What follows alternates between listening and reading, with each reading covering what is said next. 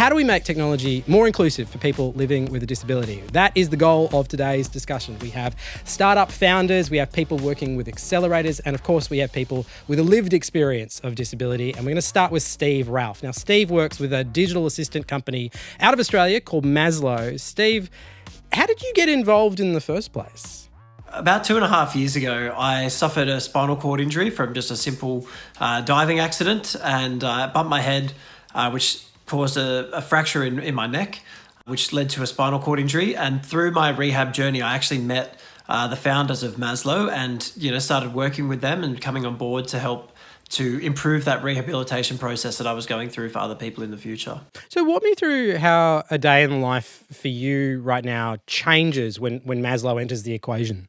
Yeah, so Maslow basically integrates everything from the very moment you wake up. So your care team have access to that. So if you need personal support, and a lot of people with spinal cord injury do from a care perspective, being able to video parts of your care routine and upload that and share that with your care team so that they can sort of visually see that. And if you're changing care teams or moving house and you need a new care staff onboarded, it's a really quick and easy way to do that. And it was those kind of little things that we didn't kind of initially see that have made a big difference in that. And also in the design of the app and how to actually navigate through that with voice or with user-friendly interface that for people with low hand function can also navigate quite easily. It strikes me as surprising that this kind of technology didn't exist already, or some version of it didn't exist already. It's surprising for me as well. And having gone through the process without something like that, you really notice the benefits of it when something is introduced that helps that process become a lot quicker and seamless.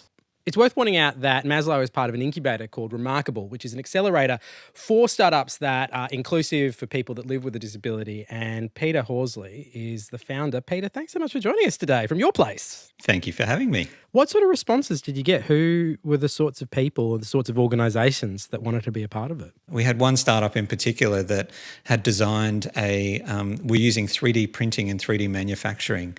They told us the story of this young girl who had approached them and said that she had been quoted by an organisation to create a customised wheelchair controller. So she couldn't use the little kind of ball on a stick that most people might be familiar with on a wheelchair.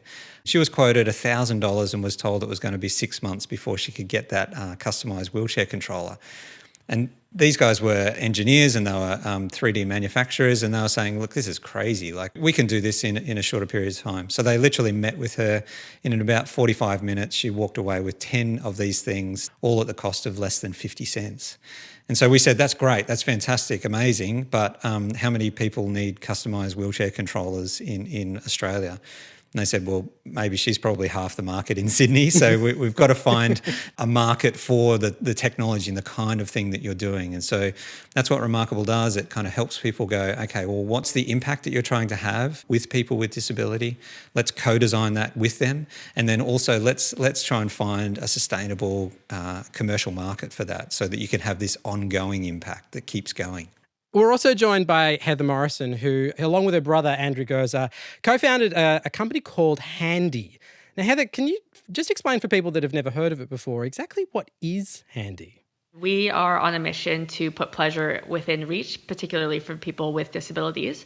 And we're starting that journey by creating the first line of sex toys and sex tech for the disabled community. You've decided you're going to do this thing. Where do you begin? So basically what we did is we seeked to validate whether or not this was unique to Andrew and his core community, or whether this was something that existed in much broader terms and a much broader problem to solve. We found overwhelmingly that this was a really big problem, and that just like Andrew, most people who had problem self-pleasuring was rooted within the hand. So, and that can be quite broad. It could be things like pain, it could be things like arthritis, it could be lack of reach, dexterity, fine motor skills. But ultimately, if you're unable to self-pleasure and you've got a physical disability, the biggest barrier ended up being in and around your hands. So as we started to dig into that, we actually found that this was quite a big market, not an assumed niche. One thing that we're really proud of and that makes us different from potentially the way that some companies operate is that we are working with the disabled community every step of the way. So Andrew is not just a co-founder and he's not just a beautiful face as an advocate either. He is our Chief Disability Officer, and that means that he has a seat at the executive table. He is front and center in terms of decision making, and that we can, double check things with him from a lived perspective and lived experience. And beyond that, we've done really a lot of work to make sure that we're deeply ingrained within the disabled community, and that every step of the way they're helping us to validate and shape not only our products but also our business and our brand so that it's accessible for them. Can you describe what the toy looks like, what it does, how it works? I like to describe it, if you picture a love child between a pool noodle and a body pillow, so quite different than anything that's on the market, because we've done everything that we possibly can to remove hands and fine motor skills and dexterity from the equation. And so it's quite literally something that people can hug onto and get that sense of intimacy, but then also it allows people to use their upper arms or their body weight or their legs or their leg weight to be able to maneuver the device and the toy into place.